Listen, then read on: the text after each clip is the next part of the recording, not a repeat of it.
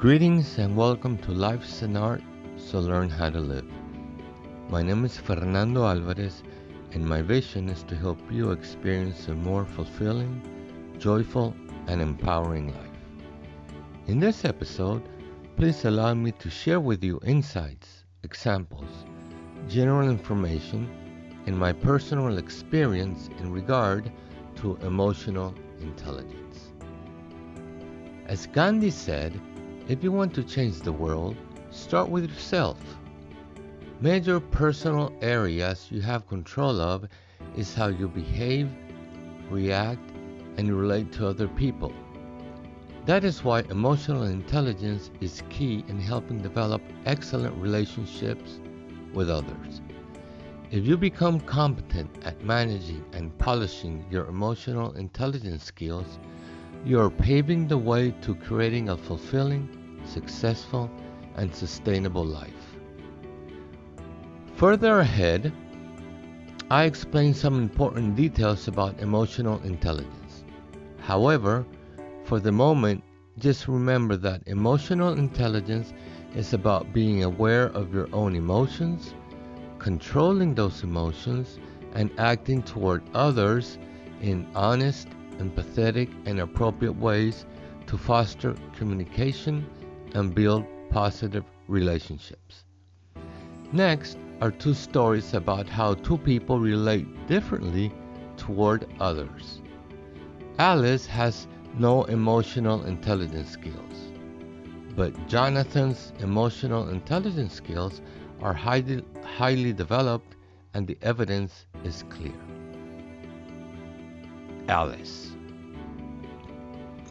Alice, recently promoted to vice president in the marketing division at an international bank based in New York, walked into her corporate office building pondering about all the things she needed to get done that Monday morning and with so little time. As she walked by the security desk, the guard on duty said, "Good morning, Mrs. Harrington." Alice passed by the guard with her sight fixed on the floor and bumbling to herself as if no one had greeted her. The guard, who usually worked the morning shift, was not at all surprised with Alice's attitude. She has acted this way before. Alice approached the elevator with a scowl as some of her co-workers stepped into the elevator with her. They wanted to greet her, but her facial expression and whole body language were not inviting at all. However, they took a chance and said, "How are you, Alice?" Alice was forced to look up. "I'm breathing, aren't I?" she said in a cynical tone. Her co-workers looked at each other and knew that it was one of those days and did not speak another word. Alice reached her floor, stepped out of the elevator, and walked quickly through the main hallway to reach her office. Before arriving, a new marketing intern accidentally dropped some envelopes in front of Alice just as he was walking by her. Alice was oblivious about the incident and walked by the intern without even making a gesture to try to help pick up the envelopes. Jamie, the intern, could not believe the lack of empathy or concern Alice demonstrated. She finally got to her office, gave a daunting look at her secretary, Joanna, and said, "Bring me coffee, hold my calls, and cancel my 10 o'clock morning meeting with Tom in finance." She walked into her office and slammed the polished brand new oak door. Joanna, her recently appointed secretary, did not even have a chance to say good morning, let alone digest what was happening. Sadly, Joanna, with only 3 weeks working with Alice, was getting used to Alice's lack of self-reflection, sensitivity, empathy, and rapport toward other people. Joanna was getting frustrated because, with 20 years of experience as an executive secretary at the bank, she had never seen such intolerable behavior from a superior. Jonathan. Jonathan, on the other hand, was the complete opposite of Joanna.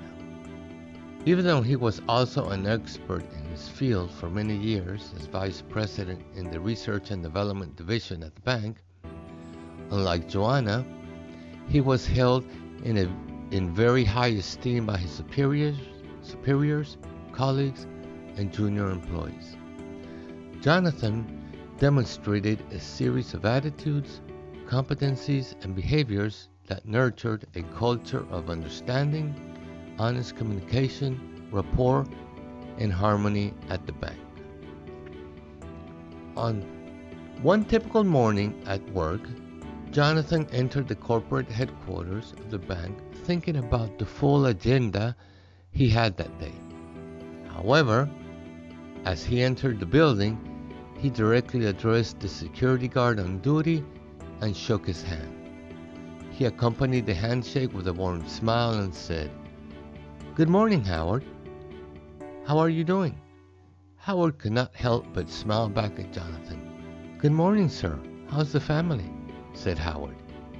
As Jonathan walked away, he said with a smile, "Always good, Howard. Always good." Howard smiled back and said, "That is always great to hear. When the family is good, everyone is good." Howard continued smiling until Jonathan faded away as he walked toward the elevators. At the elevators, Jonathan saw Robert, the vice president of finance, briskly walking towards him and saying loudly, "Jonathan, Jonathan, please hold on." Robert looked worried and a bit nervous. Jonathan immediately noticed that something was wrong and did not enter the elevator. The elevator doors closed. Jonathan walked quickly toward Robert and said, "Robert, what is wrong? May I help you in any way?" Robert said with relief, "Would you kindly? I know you have a busy morning." "Do not worry, Robert. Even though I do have a busy day, I will do my best to help you." "What can I do for you?" said Jonathan. "I have a presentation in 40 minutes with the president of finance and other corporate directors, but I cannot find my presentation files in my laptop. I checked them last night and all was fine.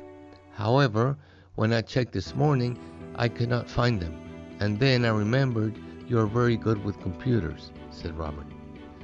Jonathan immediately straightened up and put both hands on Robert's shoulders and said in a firm voice, "Consider it done, my friend. I will be in your office in 5 minutes and help you find your presentation files. Do not worry." Then Jonathan rushed towards the elevator to catch one that had just arrived. It took Jonathan 10 minutes to find Robert's presentation files, and Robert felt so appreciative and was able to present on time as he had planned. Finally, Jonathan arrived at his office and his secretary, Mary, was waiting for him. She said anxiously, "Good morning, Mr. Johnson. Your Director of Research and Development, Kevin, has been calling since 8 in the morning asking for your presence in his department." Jonathan looked at Mary with a warm smile and a very calm attitude and said, "Marie, first things first. Good morning. How are you? I'm going to get some coffee. Would you like some?" "I'm doing well, Mr. Johnson. It would be very kind of you to get me some coffee," said Marie. As Jonathan was walking away to get the coffees, he said to Marie, "Please contact Kevin and tell him I will be in his department in 15 minutes." After finishing his coffee in his office, Jonathan sent a quick message to Kevin saying that he was on his way to meet him. When Jonathan saw Kevin, he looked at him with a pleasant smile and apologetic body language and said, "Hi, I'm sorry to keep you waiting. I had an emergency to tend to and got here as fast as I could. Kevin, how can I be of service?" Kevin, who was a bit tense before, calmed down. Thanks to Jonathan's great disposition, and empathy and said, "Thank you for your time.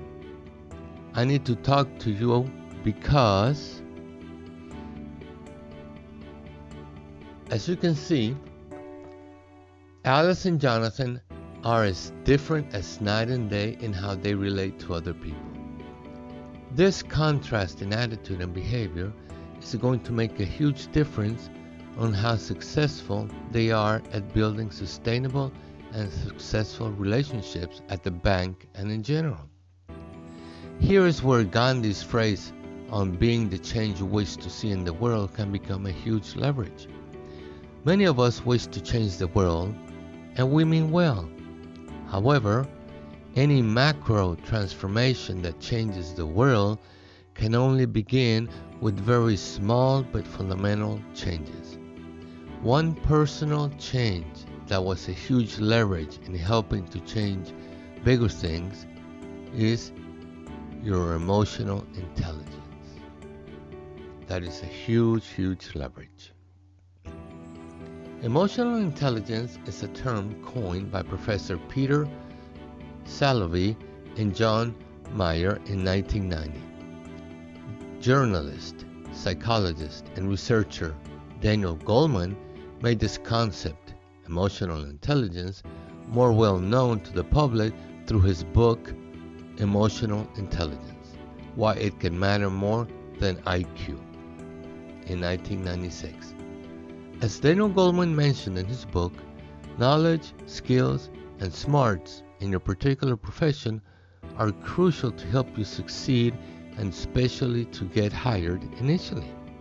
However, Goleman goes on to say that without emotional intelligence, long-term success as you go up the ranks in a company is very unlikely. Emotional intelligence is the leverage to building positive and successful relationships with others. As Daniel Goleman states, emotional intelligence is your ability to reflect on the emotions you're feeling by acknowledging, comprehending those emotions, and managing those emotions effectively. This is fundamental to promote positive attitudes and behaviors that will help you build a positive relationship. You foster these positive relationships because you're also able to acknowledge, interpret, and have a positive impact on the emotions of other individuals.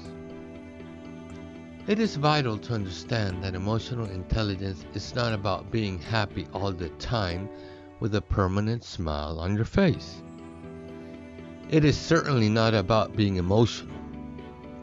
Emotional intelligence is your ability to be honest with yourself and others, to acknowledge and understand your emotions and those of others, and be wise about how you use your emotions to achieve your goals. To achieve great things, one usually has to collaborate with others. To collaborate successfully and produce tangible results, building positive relationships through empathy and honest communication is fundamental. Being adept at emotional intelligence will certainly promote this synergy with others. Emotional intelligence has several benefits in regard to your personal and professional life. At a professional level, emotional intelligence gives you greater inner strength, self-esteem, and faith in yourself because you can recognize, understand, manage how you're feeling. Since you're also able to recognize, understand, and empathize with the emotions of others, you can build positive personal relationships that will also allow you to be more successful in your occupation. At a professional level, your ability to communicate effectively and to solve problems will improve. This will foster your leadership skills, your ability to manage conflict more effectively, and your chances of moving up the ranks successfully and in a sustainable manner. Emotional intelligence consists of 4 basic realms.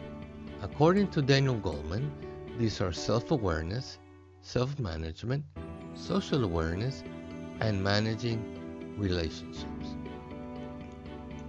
Self-awareness is about detecting and understanding the emotions that you feel as you live different life experiences, especially difficult ones. Reflect on how these emotions will influence your behavior and attitude toward yourself and others is very important. Self-management is to understand your emotional triggers and control them. The idea is to be resilient and open-minded to be able to choose the positive behaviors and attitudes that will achieve your goals.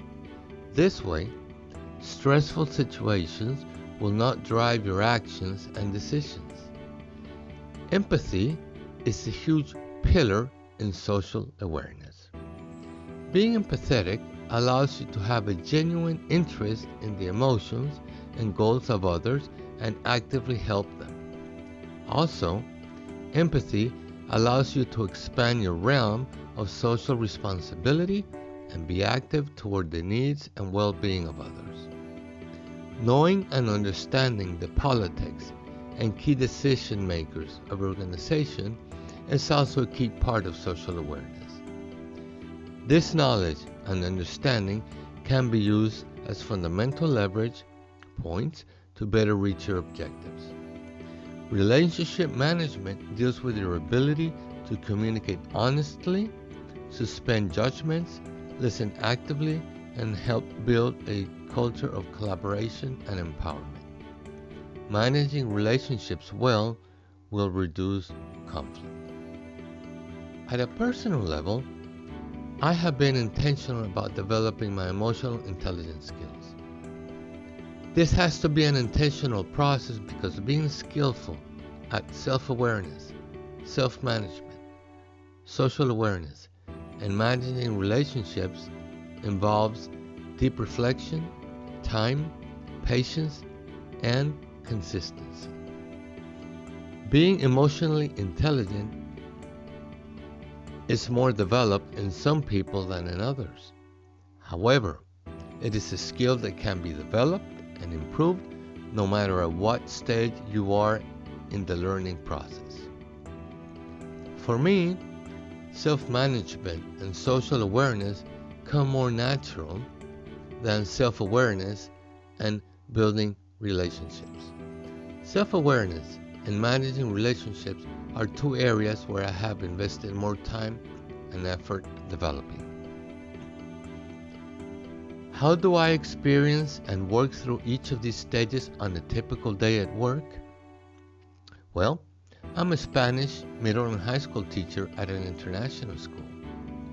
As a teacher, my emotional intelligence skills need to be at their best so I may offer my best to my students.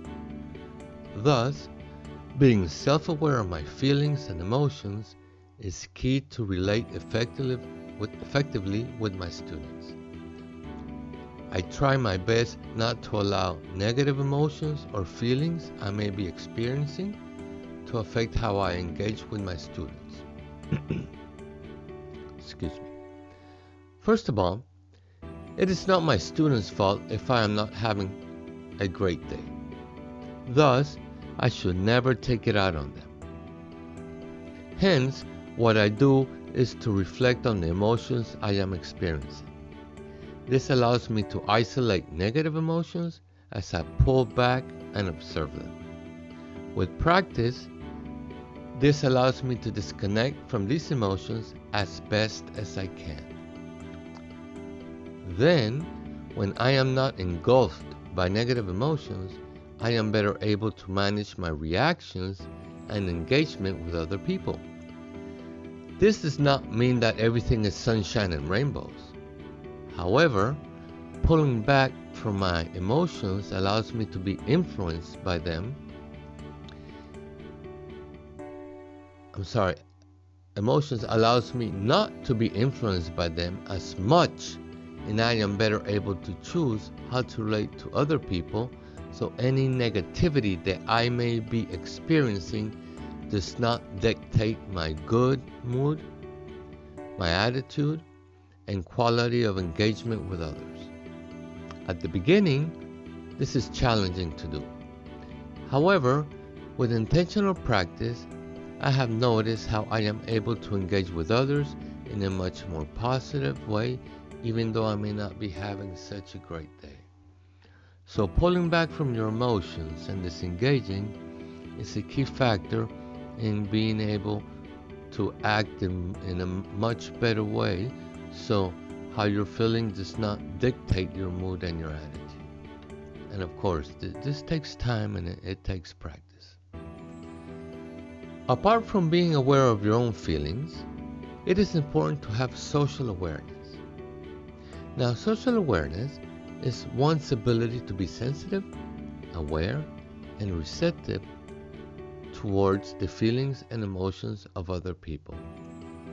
In regard to my students, it is crucial to have a good sense of how they are feeling to be able to create a positive chemistry and learning environment to guide them through their learning process and experiences. The ability to understand others is empathy. When I treat others with empathy, it does not mean that I try to feel what emotions they are experiencing and then feel sorry for them and agree with them on all they say, and that is it. Using empathy effectively is to understand other people's feelings, to get a sense of what they're experiencing, and to try to understand what is causing their emotions. Once I have a clearer picture of what is happening, I can better manage the situation by connecting with others in a way where I may guide them towards the goals or outcomes I need them to achieve. Managing relationships is another key part of emotional intelligence. To manage relationships effectively, I need, among other things, to suspend judgment and to listen attentively to others.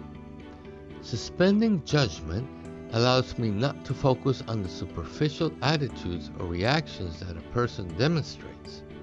Instead, suspending judgment lets me focus on what is really important in a conversation or discussion. It allows me to focus on the best qualities of a person and not the reaction or behaviors they may be demonstrating due to a difficult moment they may be experiencing. Finally, when I listen attentively, I clearly communicate to the other person that I am genuinely interested in what they're talking about and that I care. This, of course, builds bridges with others and allows for better synergy to solve problems, reach objectives, minimize conflict, and foster an environment of peace and collaboration. I sincerely hope this episode sheds some light on why and how emotional intelligence skills are a fundamental leverage in strengthening personal and professional relationships. I recommend for you, if you're keen on going more in depth into this pivotal topic, to read Daniel Goleman's book on emotional intelligence. Also, you may check several of his YouTube videos related to this topic. Remember, living systemically is about our interconnectedness, and it starts with you.